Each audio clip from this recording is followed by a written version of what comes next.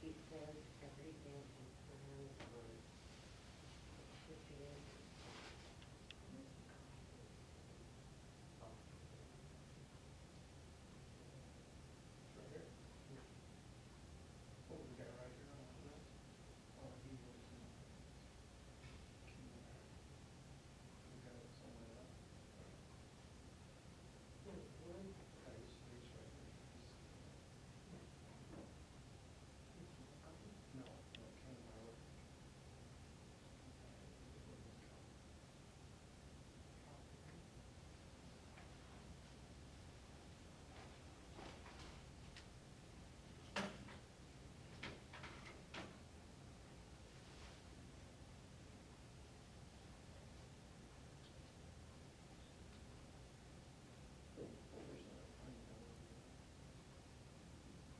That was when, I was married, my husband crashed off Wayne Road.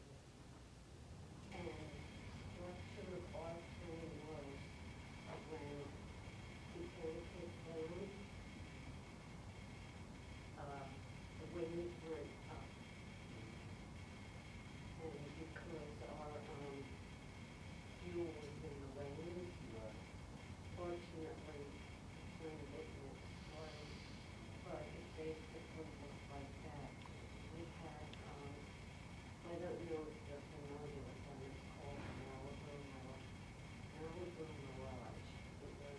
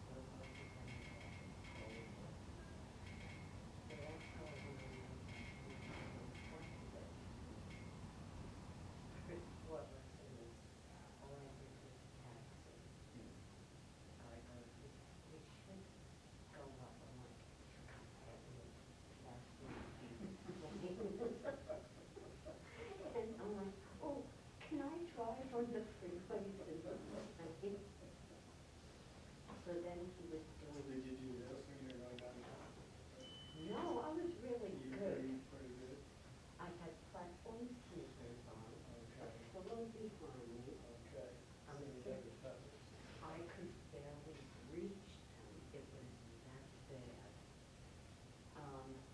And it was a tomahawk. And I mean, it only fit 2 people. And I'm like, oh my God. I mean, I was like Yeah, this. that's pretty small. Yeah. And Yeah, I worked at Cessna years ago when I got out of high school. oh, okay. But I liked Dawn Mirage because you had pilot and co-pilot, and then the other seat would face each other. Nice, comfortable way. I'm like, oh, I like that. But I just could not fly unless I knew how to land.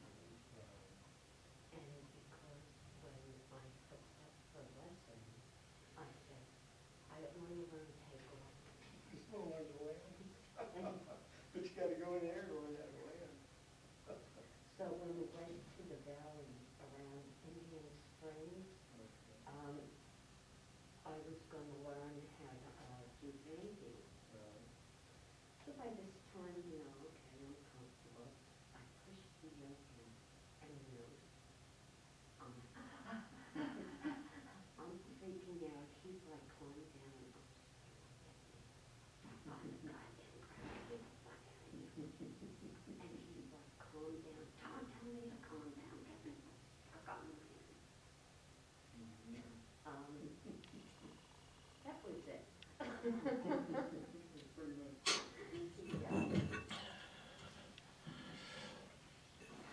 We are back on the record in docket 17-10001 in day 3 of the PUCN's workshop on the Energy Choice Initiative ballot question.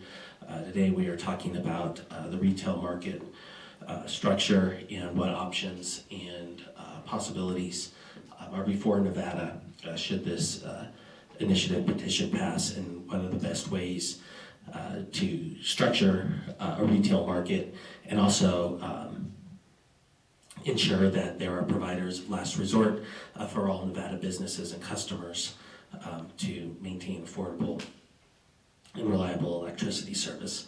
I apologize that I'm a few minutes late coming back after the break.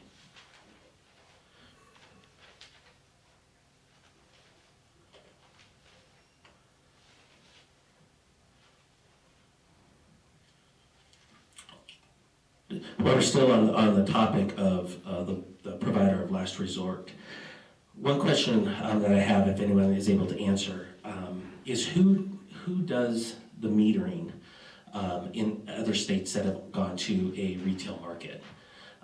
Would it be the retail provider who does the meter monitoring, or is it the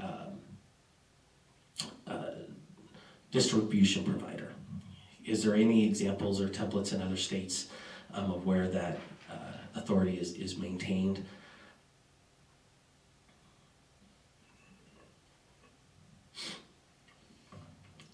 Chairman Reynolds, Carolyn Barbash from MB Energy. Hello, Ms. Barbash. Thank you for coming up.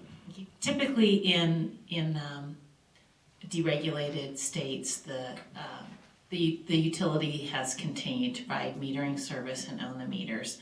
I think back in the 90s and early 2000s, when the first deregulation efforts began, there were some efforts to make metering services a competitive service. That was before there was smart meters in place. I think and probably the intent of making that a competitive service was to encourage advanced metering. But that has occurred through the regulated entities anyway. So there hasn't been a lot of competitive metering services in any of the states. Is there any thoughts or ideas, as Mr. Bolt's point he made earlier, about how would we protect the privacy of customer information, in this type of structure. Any thoughts on that? Right now, that's housed within NVE and with oversight of the Public Utilities Commission. Once we open that up, how do we maintain those protocols and customer privacy? Right, and that's a very good question. And that's a reason for keeping the metering for one reason under one owner. It's for consistency of the data and management of the data. There's probably several models to do this under. The data could remain with the utility, or you could establish a independent data clearinghouse where all the data goes into a centralized location, and it's provided, the various pieces of that data is provided, the billing information would be provided to the retail providers, the utility would be provided anything it needed for outage response or reliability purposes and for its wires billing. So those are a couple of ways of handling it. Setting up a data clearinghouse also comes with funding requirements. That's where you read my mind, because I think of, we currently don't have that, such a clearinghouse does not exist, that I understand within the state of Nevada. Where would we get the funding to build that? Where would it be housed? In those other cost and resource questions come to my mind. Right, and NV Energy currently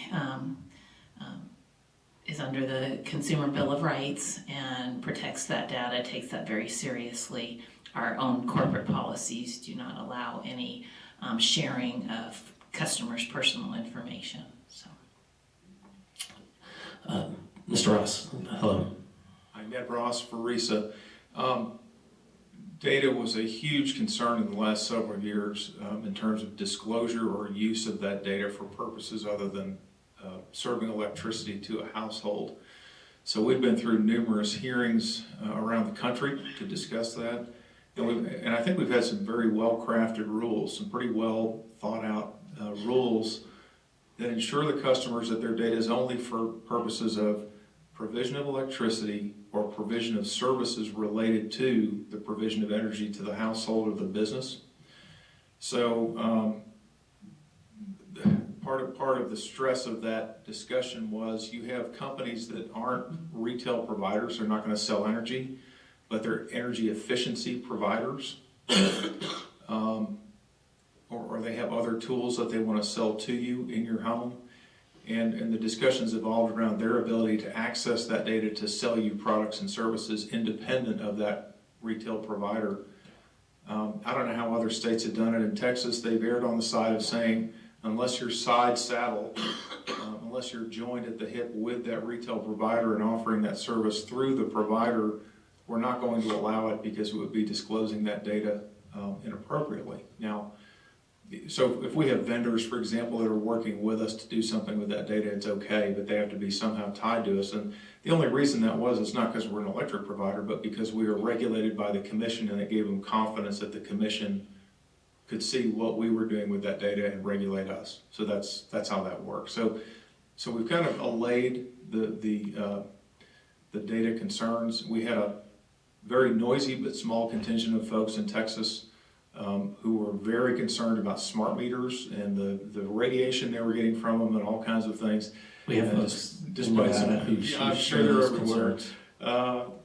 We had some experts come in and testify and provide hard evidence that that wasn't a concern, but they did crack the door open for folks to go back to an analog meter, but they had to pay for the additional cost of dispatching somebody to read it and those kinds of things. So there was a fairness element.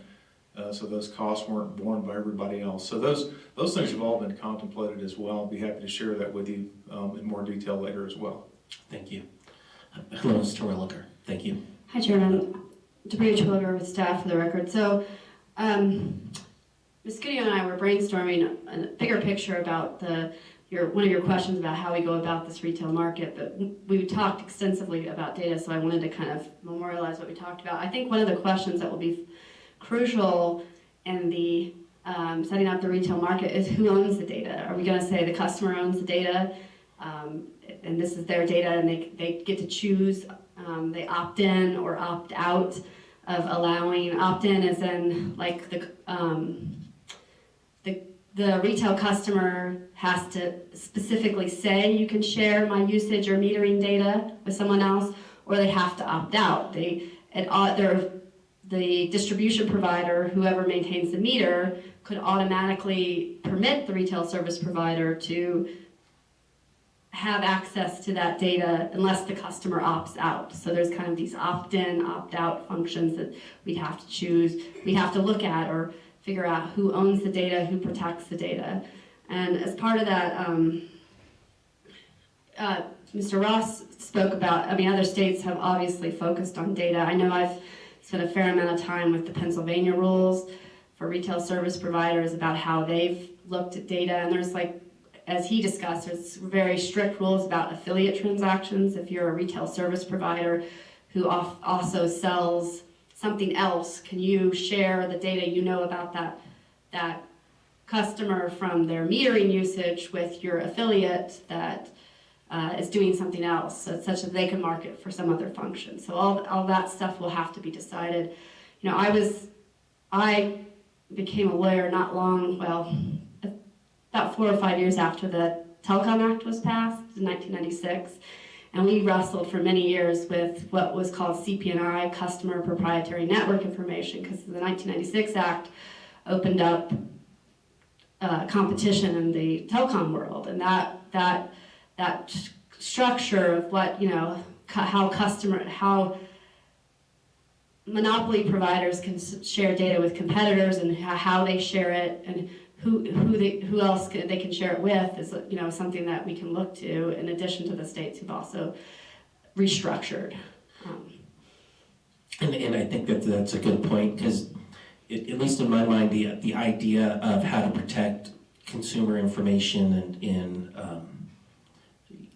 the data is not necessarily unique to energy.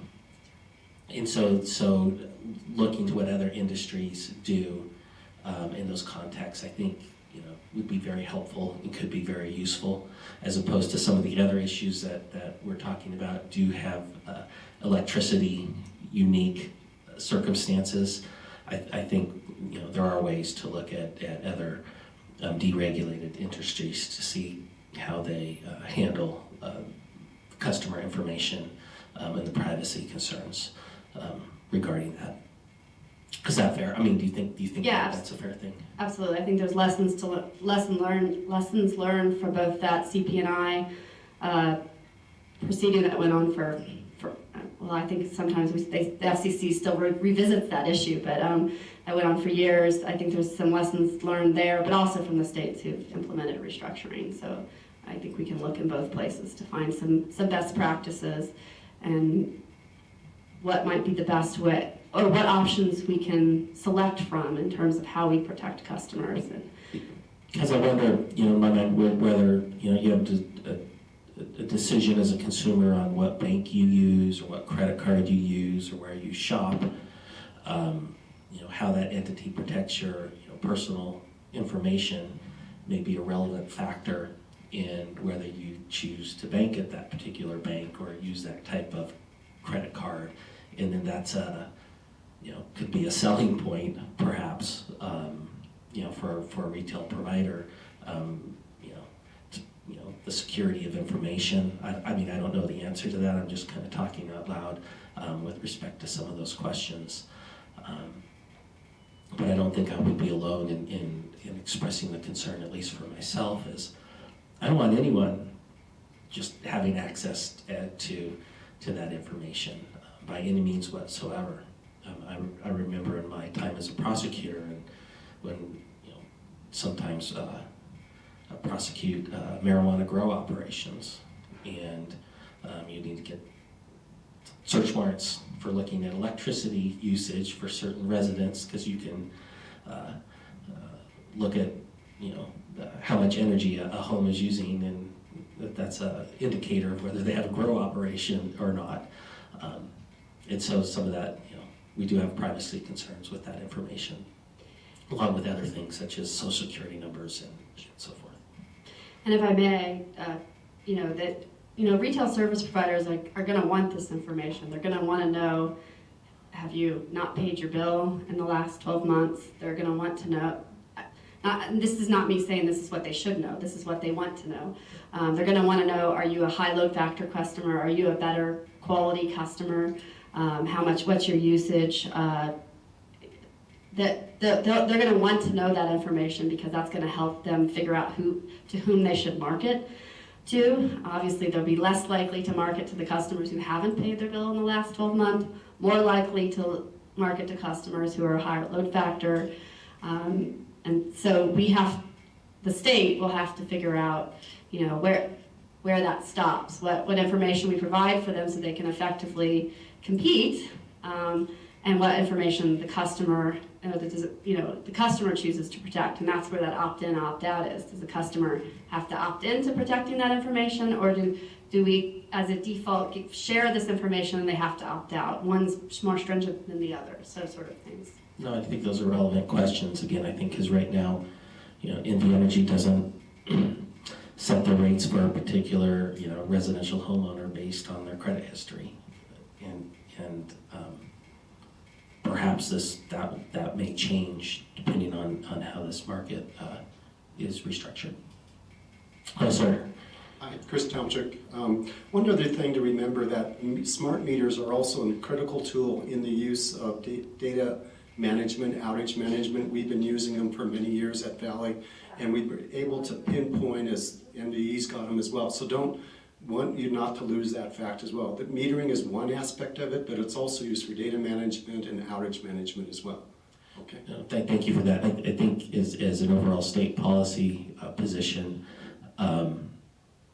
certainly embrace the smart meter and the smart meter technology because of the enormous benefits. There's still, though, a minority of folks, I think, no matter what you say, what is put in front of them, that their views and dislike for the smart meters will remain. Yes. Thank you. Thank you. Mr. Volz. Yes. Good afternoon. Fred Volz for the record again. 2 points on this issue of privacy and records. One is the consent function.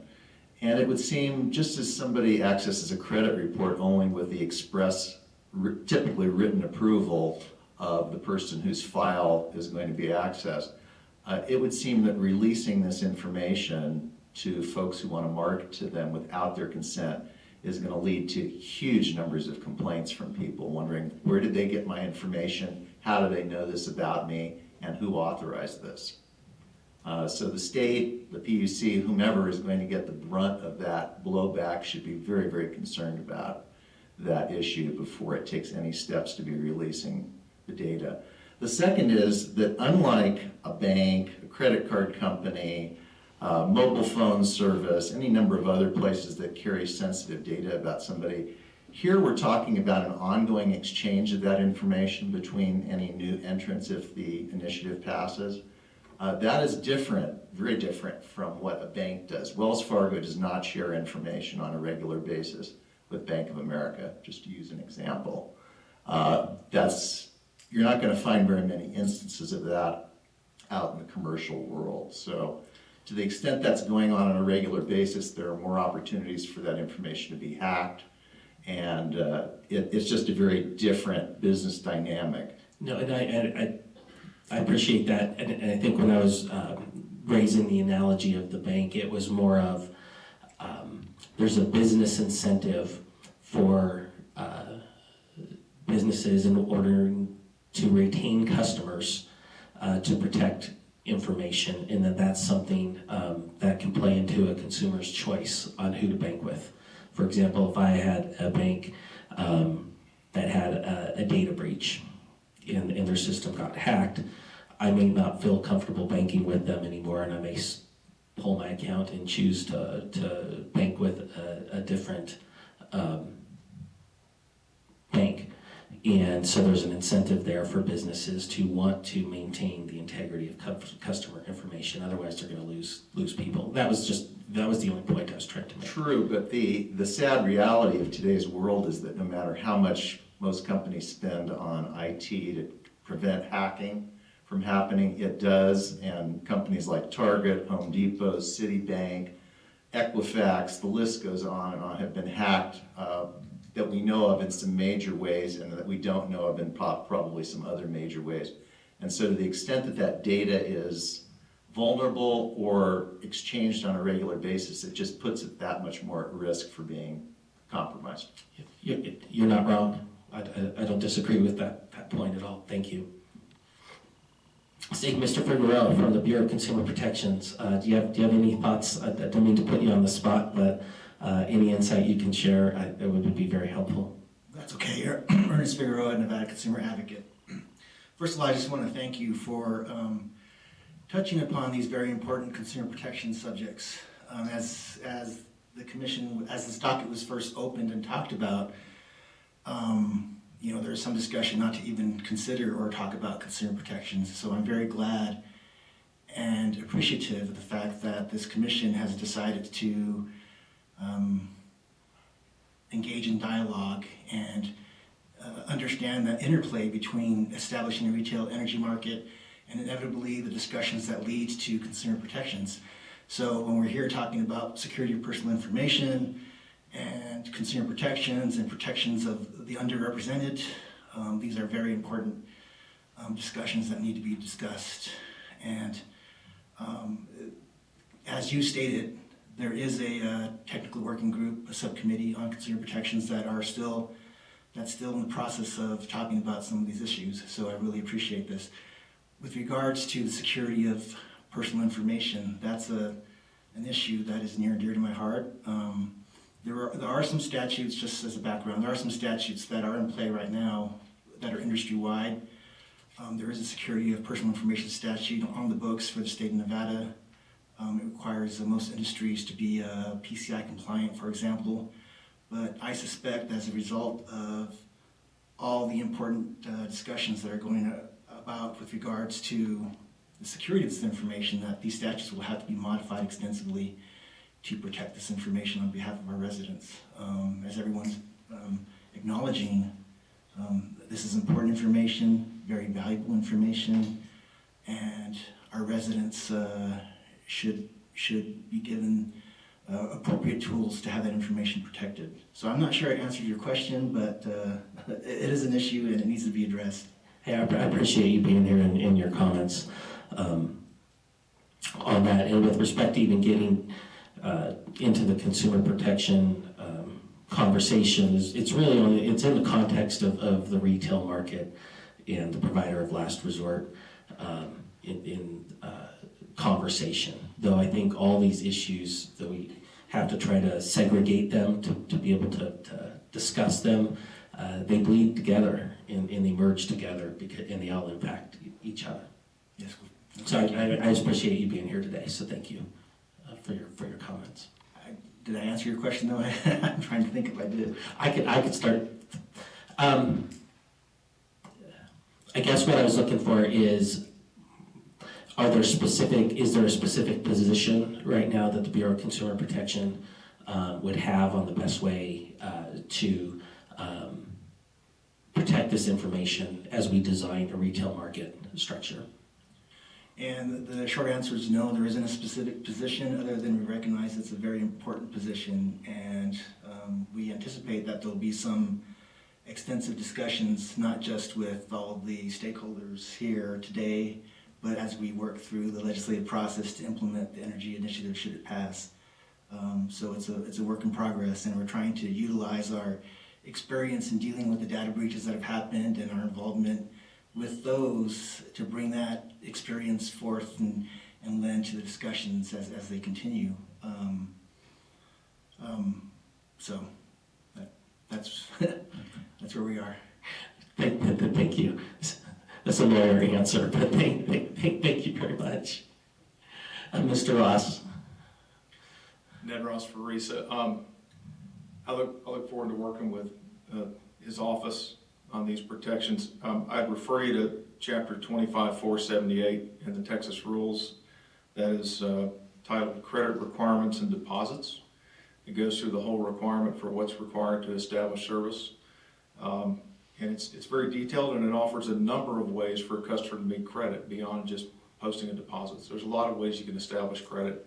And bear in mind that posting a deposit is actually an impediment to serving a customer at times. If they don't have cash on hand for a deposit, that can be problematic. We're in the business of serving customers, not turning them away. So we often find alternatives to serving them one way or the other. So just know that that is part of the competitive market, is to find ways to work with customers. And there are a lot of ways to do that. So someone mentioned earlier up here that that the retail providers would love to get their hands on past usage or other components of data to determine who they want to sell to. I can tell you confidently, we have no access to that data. When a customer calls us, we don't have a button we push that downloads their history because they've been with another company. That other company is forbidden to give us that data unless the customer approves it. So just realize those kinds of data protections are in place for the consumer, and they're very rigid and they're very strictly enforced. So we're very careful with people's personal information. You're dealing with some of their credit information. It's all handled very carefully, very professionally. It has to be. And, no, thank you for that. And I mean, with respect to both those comments, at least in my view, while we're through this workshop, is I think there's answers to the consumer protection issues.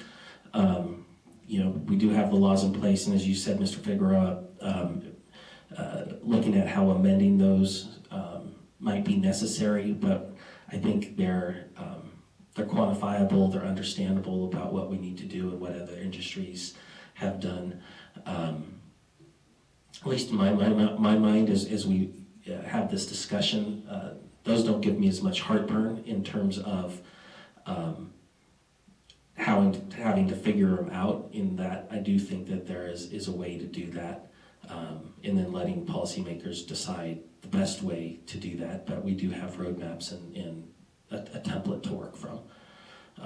As opposed to the provider of last resort question, I have more uncertainty and anxiety about that. Go ahead, Mr. Ross, though. I would clarify one point I made earlier. I mentioned that reps had the right to access that data and their vendors. The other providers, the independent vendors that want to sell other services, have access to that data, but only after the customer approves it. So once the customer approves it, they can then access that data. Well, thank you. Yeah. And with respect to the provider of last resort question, as if the initiative petition passes and we approach 2023, how does the state line up or have a list or know who is going to be the provider of last resort as that deadline, approaches? Do we, because we need to know kind of before the system goes live, so to speak. Is there a way to do that? And how do we do that? That's one of a number of interesting transitional questions that you're going to have to answer, but perhaps you have a requirement as companies enter that they would assume an obligation to do that for some period of time until you reconfigure it based on load. So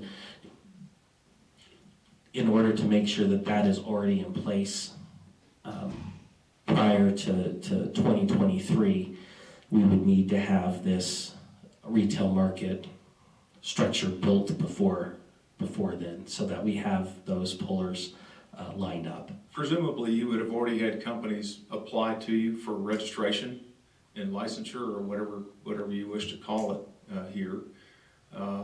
They would have supplied all the necessary information to have met those requirements and been approved, and those companies would have certain obligations they would undertake to participate in the market here. And among those could be some obligation to serve for some period of time, and then transition it over so that it's scalable by company based on the market share there as they assume. And this gets in a little bit to some discussions we'll have later on with respect to the time frames we're looking at. But I would imagine then that would mean that we kind of need to have this retail market piece figured out in place well before 2023 to give those companies enough time to not only get the paperwork done, the vetting done, make the decision that they want to jump into the market here, and then have that all lined up so there is a smooth transition. I think when we get to that, we get past the ballot and we get into next year, I'd recommend you call a conference of interested parties that would be retail providers, have them sit down around the table and ask them, how would you like to handle this? And see what feedback you get. Someone may have a really novel idea to deal with the transition. Who do you think, I mean, not a bad idea, who do you think, what would you even entitle that? I mean, you just send out a notice and anyone, business who's interested, show up at this date and time? I mean, how do you even begin the networking for that? Well, they're watching. You got a lot of people online right now keeping an eye on this whole proceeding, so it's not like they're not aware. I'm getting text messages from my RISA colleagues all day long. So those folks will be interested to come in and help you shape these rules. They have a vested interest in seeing that this is done right. So I think if you invite them to the table, they'll be happy to come. I'd twist my arm, get me back here to Reno and Carson City. I love this place. So That's nice of you to say. yeah, it's beautiful. We do like too.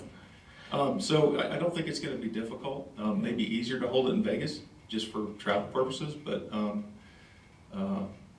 I think you'll be surprised at how willingly folks will show up, and both the wholesale side and the retail side. Because one of the issues that the Governor's Committee on Energy Choice has, asked the PUC to look at with this workshop is that timeline.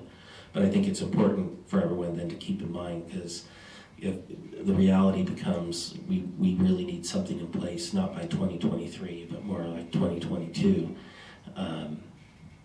it just keeps, makes the urgency of the work all that more important. And I think too, you can see through the course of this discussion how important it will be to standardize as many components as you can across all jurisdictions in the state. So if it's dealt with the same way across all jurisdictions, you're not having to create a different rule for every co-op, every muni, and every IOU. It's a lot simpler. Thank you, Mr. Russell. Mr. Volz. Yes, and for the record, Fred Volz. I think you have to bifurcate the issue of choice and provider of last resort, because unlike Texas, our legacy electric company is going away as a retail provider. And that means that every single customer of that former retail provider has to make some sort of a change. Whether they make a choice or not is another matter, and whether they become a provider of last resort is yet another matter. Basically, you're going to have to worry about assigning those who make no choice. And one of the problems there in looking at the Texas model and at the website is when somebody goes into that, as I did this morning, to see what the choices were, there were 387 combinations of rates. Now, even for the technically literate and those who have ready access to the internet and have the time and the interest to do so, too much choice becomes overwhelming, and people are just going to say, just put me someplace, I don't want to deal with this, I have other things to do in my life. So there could be a substantial number of Nevadans under that scenario who make no choice at all. They still need electric service, and there'll have to be some sort of a mechanism to assign them. The problem in that choice, or even being the provider of last resort, is the companies that may be providing service, should the initiative pass again, won't know how many customers they're dealing with, and therefore they don't know how to spread their costs out, and therefore they don't know how to set the rates that they might be charging for people to weigh those who choose to do so. So it seems as though there has to be some sort of an assignment process based on a commitment by whoever would be choosing to participate in the state and would be approved to do so, whatever that process is, of so many ratepayers to each one of them. And it'll probably have to happen on some sort of a staged basis, because handling 1.25 million people at one time is going to overwhelm any systems that might be in place to do so. So it would have to probably be regional, even split more finely in places such as Reno and Las Vegas. That all said, how do you have an equitable allocation, and how do you make sure that one company doesn't get, if you will, the bad credit risks only, depending on whether you do this by zip code or alphabet or however the mechanism is to figure it out. There may be some solutions in other implementations on some of these points, but for our state, again, it's unique because we have so many people making a change at once potentially. It's basically 90% of the state. And that's unusual compared to Texas or Pennsylvania or any of the other examples that have been brought up during these proceedings. Also, I would say that if the distribution costs vary, as was discussed earlier, depending on where the customer is, meaning the distance that the electricity has to be transported, then one choice is likely to be automatically more expensive, and it puts some parts of those states, whether they have choice or not, at a disadvantage. And the best analogy I can use to make that point is a county such as Esmeralda, very few people, pretty large in area, they pay the same gas tax as somebody who lives in Las Vegas. There's no distinction made because the roads are a public service, everybody uses them, etc. You want to be fair and equitable. It should be no different really in the electricity, because otherwise you're basically putting those areas that struggle to begin with at a further disadvantage if their electricity costs are higher than people who live in the urban areas. And I just wanted to add one other follow-up point from something that was mentioned this morning. It was very proudly proclaimed that private money was used to create generation assets in the state of Texas, and that's true. However, public money was used to the tune of $7 billion to move the wind power from where it was generated to the places where it was going to be consumed, meaning the large cities in Texas. That was all approved by the PUC of that state, and it was baked back into the rates that everybody had to pay with no choice in the matter. So to the extent that somebody wants to purchase that type of power, basically all the ratepayers in that state subsidize the ability to bring that power to the retail, to the urban areas. So let me ask, with respect to your observation of how the state would transition the current NVE customers into a new retail market and assign a polar. Mm-hmm. How would the state even do that? Well, I don't believe they could discriminate by saying if somebody lives in a poorer zip code, we're going to give it to one company versus another. They would basically have to take probably a random group of people and then assign it amongst the companies who would choose to provide in that area. And I guess in my mind, I think of the they, the mysterious they.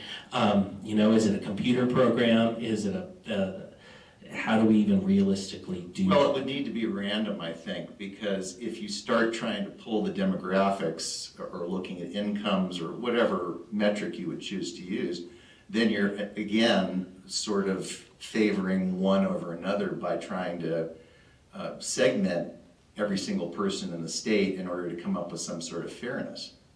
But one of the issues you have is, and again, looking at the Texas model, most of those pricing models require you to lock yourself in for a period of time.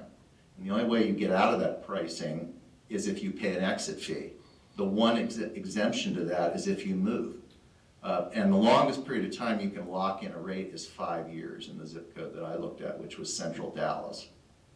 So that's another cost that could go into the rates that we don't know the answer to. But let's say also that a provider chooses not to service that area anymore. There needs to be an exit strategy, presumably, otherwise you've sort of tied the company into a bondage type situation, slavery really in a sense. So a company could be very cavalier about going in and out of that market unless there's some protections, is really the concern I have from the ratepayer standpoint. Thank you. Hello, Mr. Ross. Ed Penny here, Ned Ross for RISA. Hi, Fred. Well, Couple things. Polar is a term of art we only use for transitioning customers who were with a retail provider. Retail provider went away and they had to be transitioned off on a short-term basis. So that's the last resort aspect of it, is that they get defaulted back to some provider so that their service is continuous.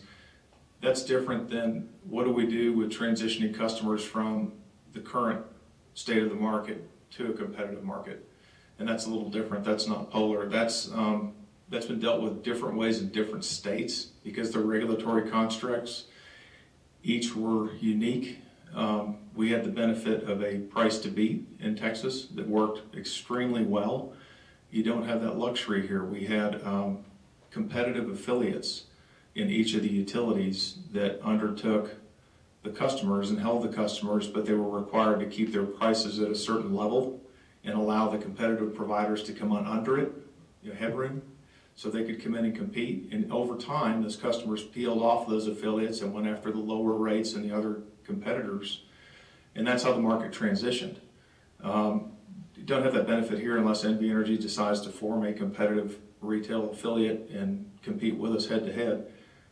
They would then have to transition customers off. But I think Pat Wood talked about that when he came and visited with the task force. And he has a wealth of information on that. The way you may do it here is give people adequate time to transition off. So I think what you might do is have a period of time where folks are given 90 days or 6 months or 12 months or whatever you deem appropriate. Give them time in customer education to find a provider. And only after that period of time would they be defaulted to a provider to finally get all the customers transferred over. And that transition to another provider is it's going to be a lot of discussion to figure out how best to do that, but there's probably a way to do it. And I think your point as well is something we have heard in the governor's committee on energy choice is I think there'll be an education process involved with the consumers and residents and the businesses understanding the choices out there and starting to look at them in a way that we haven't been before. And Right. and I think there'll be a time for that process. It will take time for that process to work itself out. Yeah, and if it's structured in such a way, Mr. Chairman, that those customers that get a choice made for them into a competitive market, if it's done in such a way that it gives that provider an opportunity to win that customer's business and make that customer happy, then that's kind of a win-win. If it's done in such a way that they're sort of foisted onto somebody in an unfavorable way, it's a bad experience for them. You'll have more people complaining here. So there are nuances like that we have lived through, and we can help kind of shape this so that it is a good experience for folks, entering into a competitive market. And key to that is consumer education. You'll see that in our comments. Having a budget to educate the consumers on how to seek out resources, how to locate providers, how to make choices, all those things will be very important going forward. And we might get in that tomorrow in some of those conversations, but the education from what we've heard is key. Yes, sir. And I'll, anytime who's going to pay for that is in my mind, because anytime in the state we go to look for new tax resources for even our existing public education, there seems to be a fight and a tremendous amount of resistance. And so where are we going to get new education dollars for educating the general population about energy? So a couple of things there. One is I hope we will look at this process as distinct from the taxation process and the revenue concerns of the state through other resources. I think all of this should be funded through electric rates in one fashion or another. This, in terms of true cost causation principles, why would you foist electric costs onto the taxpayer when you already have a basis for collecting revenue through the electric system that they're enjoying? So we would advocate, and I think most jurisdictions do this, we would advocate that you create discrete funds. You create an education fund. The legislature tells you how much you can spend. It goes into the base rate for the utility for that customer. Okay, so if it's an NV Energy customer, there is a charge for education that's built in. There's a charge to transition over those functions of grid management that NV Energy currently does that will be transitioned over to some independent operator. All those costs will be borne by the folks that are consuming the electricity. That's how it happens in every other jurisdiction I'm aware of. And so there's no burden on the taxpayer here. Well, And again, we're having just a conversation, but in my mind, that's creating a new charge that folks have to pay that we currently don't pay in bills. You know, the new education charge on electric rates. And the whole intent of this petition is to reduce charges.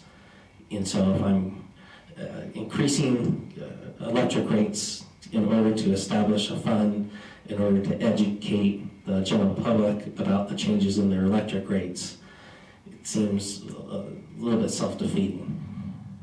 If you believe in competitive markets as I do, if you look to the historical in well-established history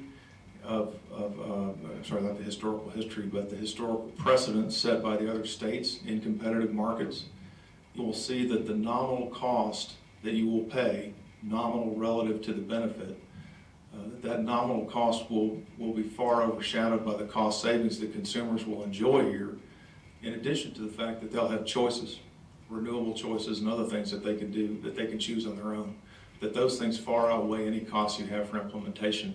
We don't even think about implementation costs. We probably haven't in 10 years. They're just a distant memory, and I think. And if I'm not going to ask this, you know, I think others would. And again, the notion of I'm going to increase rates to educate the public about the new opportunity that they have to choose to lower their rates. Is there another way to do that? Is to get those education, you know, some of those education dollars? Let's bring it up in our stakeholder meeting, and let's visit with a lot of people who know far more than I do. Is there, you know, is there another way, I guess, you know, to do that? I'd be interested in any ideas on that. Well, Because the education, I think, is key. Is there just a way to do it without raising rates? okay, we'll visit on that and bring it back in writing. Mr. I Volz. just wanted to respond to something quickly. Is there a distinction between ratepayers and taxpayers? Aren't they one and the same?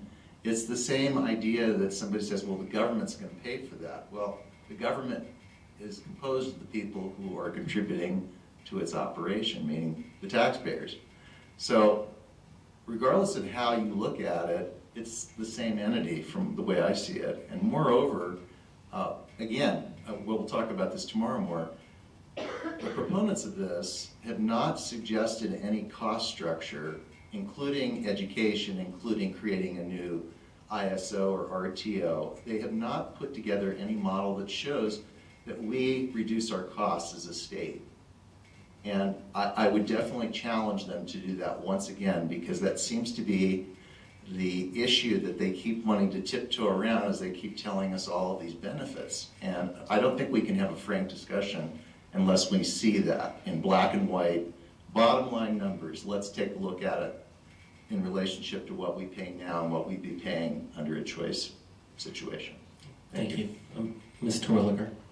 Thank you, Chairman DeBridge Terwilliger for staff. I just wanted to try to help out with some of the question and answers you had with Mr. Volz about how we go about establishing default service. And I guess we often use puller and default service provider interchangeably in this context, but I think for the purposes of this discussion, Mr. Ross was right. You have the default service provider, assuming MVE is going away as the entity serving all customers regardless. There will be customers who don't make a choice in the retail service market, so they will be put with a default service provider. And for provider of last resort, that's for when like your retail service provider goes bankrupt and somebody has to step in and serve that customer.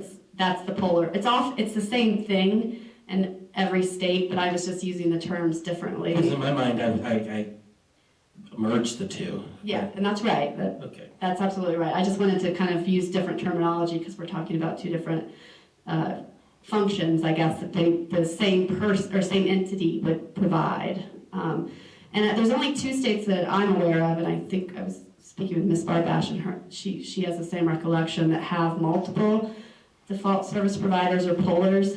And Texas is one that has multiple providers of last resort. And Maine, which I think staff talked about in our reply comments, has multiple providers of last resort. In Maine, they do an auction, and you can do it by rate class. Like you could bid for residential or commercial, small commercial, industrial. You can bid on different rate classes to be the provider of last resort. In Texas, is an entirely different model where they assigned the polar, and Mr. Ross spoke to that, so I won't reiterate it. So I guess the issue will be if we have multiple providers of last, if we only have one, if a customer doesn't make a choice, they don't go with a retail service provider, they will automatically get the polar, right? They'll automatically get that service, whatever that cost is, whatever that rate is. If we have multiple, then you were right to ask those questions. How do we go about, if we have multiple and it's not by rate class, it's some other function, how do we go about getting those customers into the different providers of last resort? That will be something we'll have to figure out and look to other states to see how they did. Well, I think Texas is the only other state that did that, so we have to figure out how they did that and if that was successful. So, hello, Ms. Barbash. Hello. And I'll just add to what Ms. Twilliger said, that's correct. I hope Mr. Ross corrects me if I'm wrong, but Texas really doesn't have default service. And I think that's how he described that. They have a provider of last resort. I believe what they do is they solicit bids for competitive suppliers to provide the provider of last resort service, which is provided when a retail service provider goes out of business or for whatever, the retail customer has lost electric service with their provider. There isn't a choice. Customers in Texas have to choose. They must choose in order to receive electric service. In all the other jurisdictions, except for Maine, where they conduct a competitive RFP, and competitive suppliers can bid on certain customer classes to be the default provider. And in all the other states, except for Texas, customers have the choice not to choose, I guess. And if they choose not to choose, then they receive default service or standard offer service, which is a little bit different than provider of last resort in Texas, where you've got to choose a competitive supplier in order to receive electric service. And if that competitive supplier goes out of business, then the provider of last resort steps in.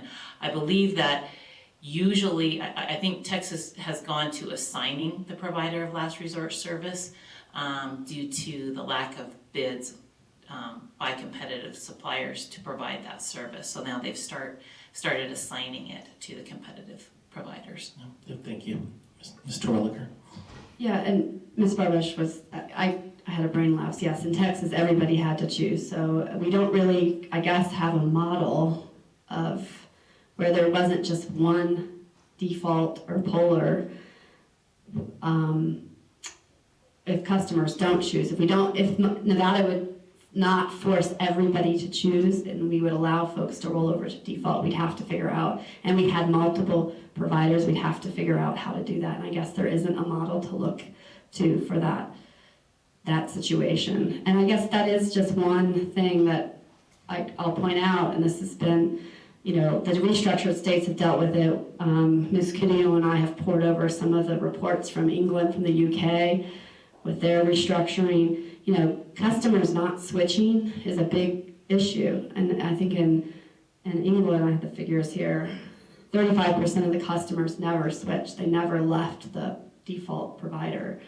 And there's statistics in the restructured states where there was similar problems. I think there's even higher numbers in other states. There's lots of reasons for the customers choosing sorry, go ahead. No, I think that, at least in my view, in the context of what we're looking at here, is that's okay. I think one of the intents of this petition is we want people to have the opportunity, and if people to move, and if they don't, If they don't want to, that's their choice too, and that's okay. But for them, those that are interested in this and do want to have that option, they can take advantage of it. And it's, it gets back, to, I think a core American idea of self-determination is that people want to be in control of their own lives and their own destinies. And If I may. yeah, go ahead. To Bridgewater, Oregon. I think it depends on, and I totally agree, under the constitutional provisions, if they choose not to switch, that's up to them. I guess one thing we want to look at is why they're not switching. And I think, at least in the UK, one of the reasons they don't switch is they don't have access to the internet, perhaps, to study and figure, often the customers, at least in the UK report we were pouring through, the customers who didn't switch paid on average like $417. We converted pounds to dollars, by the way. They paid about $417 more dollars. $417 more dollars per year, because they did. Some of the customers who weren't making that choice, they didn't have access to the internet to shop around. They weren't sophisticated enough, as Mr. Volz pointed out. Maybe if you have a choice of 300 combinations that it's hard to figure out how to navigate those waters, then you just don't choose, you give up. So I guess it depends on why maybe they're not choosing, but that'll be part of the education program, and we can help hopefully give people enough information and simple information so they can make a choice. And I would agree with that. I think it goes back to the education question, and to expand a little bit on my conversation with Mr. Ross, I think we do have an opportunity to create a model on to do that. And if funding, again, what I heard from the governor's committee, the overall committee, we have presentations, and I believe it was one from the state of Pennsylvania, and that education budget somewhere around $25 million or so, if I recall off the top of my head. We think outside the box of ways to get those education dollars for this consumer education dollars. And maybe there's a way to do that we just haven't thought of yet. Mr. Sullivan. Chairman, for the record, Dylan Sullivan from the Natural Resources Defense Council. You made exactly the point that I was going to make, and that sometimes, the choice to not choose is a choice in and of itself. There are lots of decisions I make daily that, around buying products, where I think I don't make a conscious effort to weigh all the options. I do what is the easiest thing. And when I came up earlier and talked about provider of last resort issues and was talking about that article, what I was really talking about was the default service provider. Basically, how should the rate be set for when customers decide to not make a choice? And it's something that deserves a lot of attention, because customers are going to do that, either because maybe they don't have access to the internet, they're not big information consumers, or they just don't want to make the effort to figure out what they should do. And it's a reasonable thing, because there are real costs in time and attention in making some decisions like these. So the point that I was trying to make earlier is that because this default option is going to be what some customers choose, for rational reasons, I think it's important to not sort of lard that rate with a lot of costs that are, I guess, that don't represent the cost of actually serving that customer. And that's why I was arguing that that rate should be based as closely as possible on what's happening in the market. And there are a lot of examples in different states, in restructured states, of how default service has been priced and served. And before I started doing in the West, I was doing work in the West. I was in NRDC Chicago office, and I worked a lot in Illinois and Ohio. In Illinois, default service is procured by a state agency that attempts to minimize costs to consumers. The Illinois Power Agency kind of exists to provide default service, and they, unfortunately, I think they've been constrained in using a very specific acquisition methodology, laddered procurement contracts, they call it. It might not be the best model, but it is a model. And basically, customers who don't make a choice in Illinois, they still get a distribution bill from ComEd that has generation in it, but ComEd sort of had nothing to do with the procurement of those generation resources. And I think NV Energy did a good job of, in their initial comments, laying out all the way different states do provider or polar or default service. Well, thank you. And with that, and I'd like to open up the mics here to anyone who'd like to give any public comment regarding the issues that we've discussed today. If there's anyone in Carson City, and then we'll get down to Las Vegas.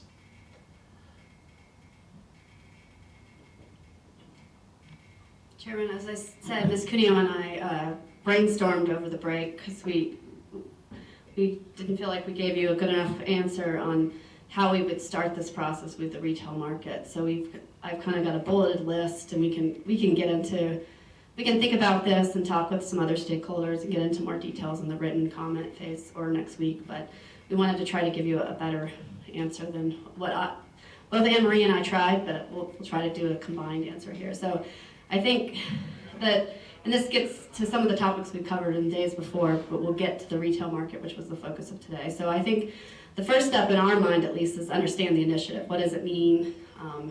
What does it require? What does it not require? What are customer rights? And I'm not sure, at least from staff's perspective, we have a good handle on that yet. The next is, as Ms. Cuneo talked about, start top down. You set up the wholesale market. You have your studies. You make a choice if you're going to. You establish the market, and you always use your social policies that are important to Nevada as a touchstone. And I'll come back to this because I think that's also going to be important in the next steps. I think we saw this third step as a little bit separate from it is separate from the wholesale market. Next question is resource adequacy. How do we determine that we'll ensure that we'll have adequate resources? Again, you're looking to your social policies as a touchstone, as a benchmark or touchstone when you're setting up your resource adequacy requirements. Now we'll get to the retail market. So I think one of the first questions is who will be allowed to play, qualifications for entry for retail service providers and or pollers, and is that different with the financial managerial requirements? Is that different or the same for those types of providers? I think in Texas, perhaps the financial and managerial requirements are the same for the poller and the retail service providers, but in many other states, there's much more stringent requirements for the poller or default service provider. The next is rules of the game. What rules would we need to establish to facilitate the operation of the retail market? This is what I spoke with you earlier about, who owns the data, rules that govern the transactions, the meters, how do customers switch, how do customers get the information they need to switch, and then how does the information get passed from the default provider or the utility or poller to the retail service provider to the extent information needs to exchange hands. Limits to any information sharing. We talked a little bit about this, so I won't dwell on that. And all of these rules of the game, again, we got to look to our social policies as a touchstone to make sure we're not doing anything that conflicts with the social policies that Nevada wants to put forward or reinforce or strengthen, I should say. And then what existing rules continue to apply? Do we have any rules that apply now in the context of utility service that we want to apply in a retail market? Is it appropriate to apply those rules in a retail market? Next question would be, who has the authority? Who oversees the market, the retail market, enforces the rules of the games, and in what manner they oversee it, and what level of involvement they have? How are changes made to the rules? or changes only made through regulation, or is there some other nimble way that's legal that we could make changes to the rules of the game if we have to be quick to resolve issues? What are our goals in terms of a retail market? And we put this lower in because I think the goals,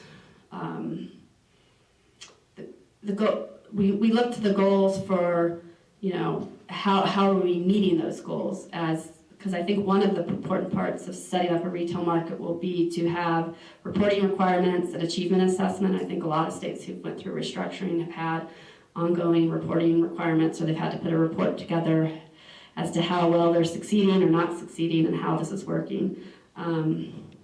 Remedies and consequences. Markets only work if there's a threat of something if they don't work. So, you know, what are the consequences for failure? What remedies do we have for problems in the market? The cost of implementation of the retail market. You know, we have stranded costs that will have to be addressed, the distribution and transmission cost. And then, you know, these are divestiture issues, which will also have to be dealt with to the extent that, you know, NDE goes away. And then the distribution services. What authority do we have over the distribution and transmission utility, the social policies that are reinforced through that provider? So that's kind of like we try to hit. And thank you for that. And my ask to you, especially with respect to the follow-up, you know, workshops we're going to have next week, is give me the answers to those questions. Okay. and so we hear a lot of questions, and what we need to know, tell me what the Public Utilities Commission regulatory operations staff believes the answers to those questions should be, Okay. what they specifically should look like. All right, fair enough. That would be helpful, because I think that's what we need to kind of move the conversation forward, is what that really looks like, at least in the view of regulatory operations staff, or to hear from, you know, Bureau of Consumer Protections or somewhere else, what that actually looks like, and see if there's starting to be pieces of consensus from different stakeholders from their views. And so we kind of move it beyond, start trying to move some of this beyond, you know, bullets. well, and that's not a criticism, but it's how we push the conversation forward into to start crystallizing some of these ideas, you know, and start shaping what this vision looks like. And I think and again, there'll be a lot of eyes, I think, on this process, and agreement and disagreement, but through that, you know, hopefully there'll be consensus that is found, and common ground that's found. So that's my ask. Okay. It might not be able to be done thoroughly and fully in this amount of time, but I think as much as we can would be helpful. Yeah, I mean, I think there's some threshold questions, but we can make some assumptions, move forward. I think that happens a lot, so absolutely. Thank you. Any other commenters in Carson City?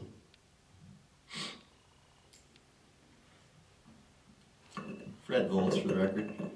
One of the solutions that could be considered for the education process, at least the initial part of it until this all gets underway, would be to engage UNLV and UNR in some sort of a collaborative process where they would have their students, perhaps just at the graduate level, but maybe the undergraduate too, have some sort of a credit that they would receive that would not be charged by the university, by the regents, and that they would actually be trained to do this education, man the phones, if you will, whatever the education finally begins to look like, as a way of at least getting this process up and rolling. There would still be some cost, but it would certainly be a lot less than hiring a raft of people, paying salaries, benefits, etc. Thank you. I appreciate the idea. Anyone else in Carson City? We'll go to Las Vegas. Is there any public commenters in Las Vegas? Angel DeFazio for the record. I agree with you 100% regarding the education and regarding the costs associated with it. But what I've been hearing is The education is after the fact. So it's sounding to me almost like the ACA, you have to pass it to know what's in it. I've been hearing a lot of talking about providers of last resort, people who are not going to choose X, Y, Z. The problem is, these people need to be educated before November so that they fully understand when they go to vote what they're actually voting on and how their lives regarding energy is going to change. We can't promise them lower rates because a gentleman yesterday went on the record and said, I think it was Mr. Griffin, that based on the volatility of Southwest with natural gas rates, there's no assurance. But the education has to start now before they vote. Just to interrupt you, that's not the purpose of these workshops. And the education component piece that we're talking about is premised on the idea of if the petition passes, how we educate Nevadans on their new choices in the new options. The purpose of these is not to educate on the ballot measure in itself. No, Just want to be clear on that. then maybe I'm not explaining what I'm trying to convey. We're talking down the road, but they're assuming another piece of information when they go to vote. And that's the issue I see. They need to be made aware. Now, regarding the financing of the education, why not have the companies who want to come in, let them pay for it? They're going to be the ones down the road being financially enriched by it, because I think it was Mr. Ross who said nominal related to savings. Let them pay for it. They want our business. They're going to be spending money for advertising. Use the advertising money to educate. We don't have this excess money to educate. We should not be putting it on the ratepayers. And we just reduced our BSC. We shouldn't shoulder the burden of education. Thank you, Ms. DeFazio. Are there any other members of the public in Las Vegas that would like to comment? Good afternoon, Chairman. My name is Greg Bass. I am the Regulatory Director for Calpine Energy Solutions. Calpine Energy Solutions is a retail energy provider, and we're also a subsidiary of Calpine Corporation. Calpine Corporation is a Fortune 500 company that owns natural gas and renewable generation in the competitive markets. Calpine Solutions is one of 3 retail energy providers that are owned by Calpine. Calpine Solutions, which is based in San Diego, has been active in the retail provider business for over 20 years. We serve C&I customers in all of the restructured states here in the United States. And as a matter of fact, we've been polar in Texas, I believe, at least twice, sir. Calpine Solutions filed comments in this docket, and I want to take this moment here to express my support for Ned Ross and Risa's comments today, that have been made today. Regarding a concern that came up, I believe, before lunch on whether the wholesale and retail competitive providers will participate in the Nevada restructuring, I can assure you, sir, that as the saying has gone here, if you build it, yes, we will come. We look forward, Calpine does, to continuing to participate in these workshops and to offer suggestions for best policies and practices from our extensive experience with the competitive markets. Thank you for your comments, and very much appreciate you being here today and speaking. Thank you. You're welcome, sir. Are there any other members of the public in Las Vegas that would like to make any comments at this time? Hearing and seeing none, I'm going to wrap up today's workshop. I think we've covered a lot of ground today, but do intend to follow up on unresolved questions next week in next week's follow-up. Tomorrow will be day 4 of the workshops that will start at 10 a.m. Here, and we will take up the issue of potential short and long-term financial benefits and risks to the residents and businesses of Nevada that may be associated with implementing the initiative and the best strategies for maximizing any benefits and mitigating any risks. And in taking up this issue, just want to emphasize that part of this discussion is to look for strategies for maximizing the benefits and minimizing risks. And the basis for taking up this issue is looking for answers and looking to problem solve, not just identify the problem itself. And so I'd like to thank everyone for being here today and for their participation, and I look forward to the workshop tomorrow. And with that, today's hearing will be adjourned. Thank you.